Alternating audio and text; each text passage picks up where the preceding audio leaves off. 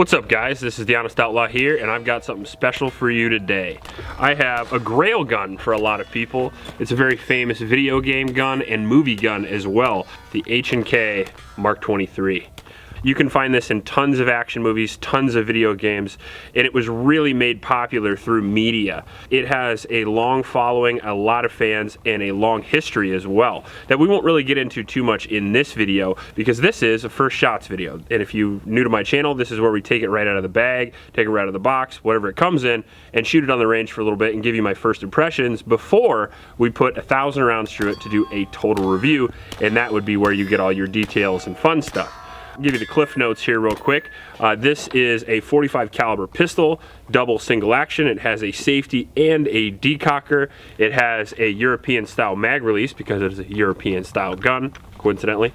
And it also has a compensator, which makes it look super cool. If it didn't look cool enough before, I put the compensator slash rail system from HK Parts on there, and I'm gonna do a separate video on that as well. Now I have to thank Christopher Stair. He sent me over this gun. He's a viewer, and I really appreciate you giving me the opportunity to review this gun because these are very hard to come by in this day and age, and if you do find them, they're very pricey.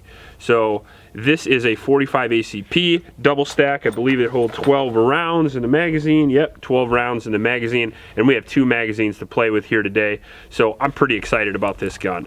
Some of the specs is that it's gigantic. It was originally made as an offensive pistol, and I think Larry Vickers actually had a large part in the development of this gun. It was kind of designed with a suppressor that came with it because .45 is very easily suppressed. It's a great caliber for that, and it has adjustable 3-dot sights and a pretty interesting grip slash ergonomic situation that we'll get into here in a little bit. But let's take it on the range and shoot it. I can't wait to actually get some rounds through this gun. Now, before we go down there and shoot the H&K, I want to mention my patron supporters. Thank you guys very much. Because of you guys, we do a monthly giveaway, patron-free content, and that monthly giveaway is going to be happening this week, and we're going to be giving away 2 prizes. And another thing I wanted to mention is the Gundies. I've actually been nominated for a couple awards, which is a huge honor for me, honestly. The Gundies are an awards ceremony that's going to be happening at SHOT Show this year, in 2020. I'm nominated for Best Gun Reviewer, Most Entertaining, and Best Shot on YouTube. And if you want to vote for the Gundies, all you got to do is go down to the link that I'm going to leave in the description. Along with that link, there's also links to Olight and Amazon and to a local homeless shelter that could really use your support. All right, so we're going to shoot our first shots with the compensator here. We'll shoot a little with the comp, and then we'll shoot the rest without the comp to see how we do.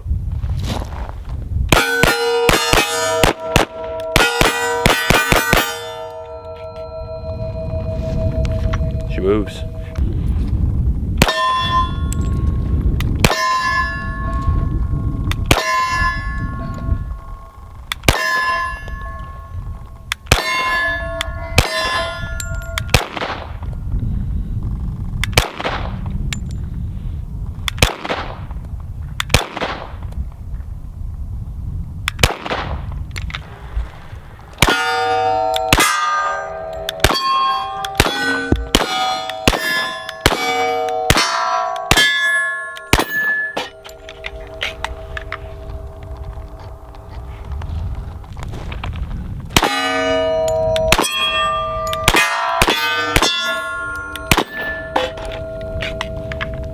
Let's see how she handles at 25 yards.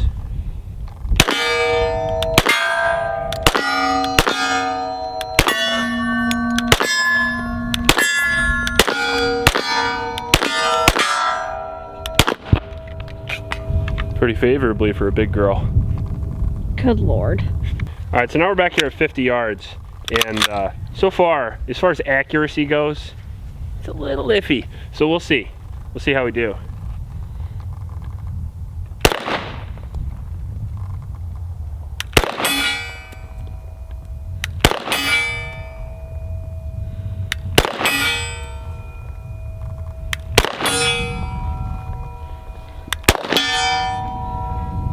Only like 6 rounds in that mag.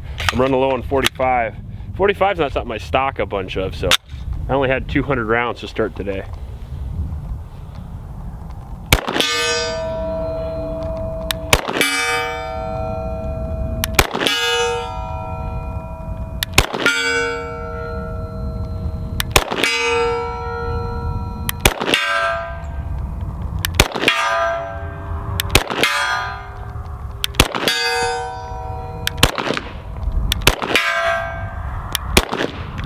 Trying to go too fast, missed the last damn shot.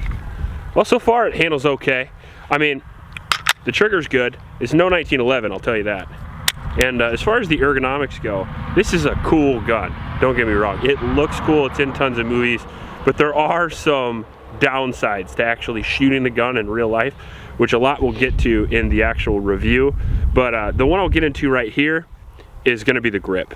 So I talk a lot about bore axis, and I don't think I've ever seen a higher bore axis than that. Have you? I could build a house right in between there. I could live right there. The reason why is because the grip, although it's a gigantic gun, it's not really that heavy, which is really cool, and it's not really, the grip is not very large. So when I go to grab the gun, my fingers, the majority of my hand is actually off the bottom of the gun. And you wouldn't think that by the actual size of the pistol. And the other thing I'm finding is I'm getting my hand pinched quite a bit when I'm doing mag changes. And that's kind of a pain in the ass. And I'm also getting my hand pinched in the mag well when I'm seating the mag. All that's because this grip here is abnormally small for especially the 5.5 inch barrel that comes on the gun. The sights are good, pretty good right out of the box. The decocker worked out good. However, the trigger in single action is significantly better than the trigger in double action, which is not great, especially for a $2,000 to $3,000 gun. Overall, I like it so far. I'm excited to shoot 1,000 rounds out of this. Even though the grip is a little ergonomically 50-50 with me right now, the recoil impulse on the gun is very smooth. You know, for having such a high bore axis and being a 45, you would think it would be snappier than it is, but it's not that snappy. With the compensator, it felt like 9mm recoil. And without the compensator, it feels like 9mm plus P. It's really not that bad. If you like this video, please like and subscribe. Please help out your local homeless shelters, and remember to recycle. I'll check you later.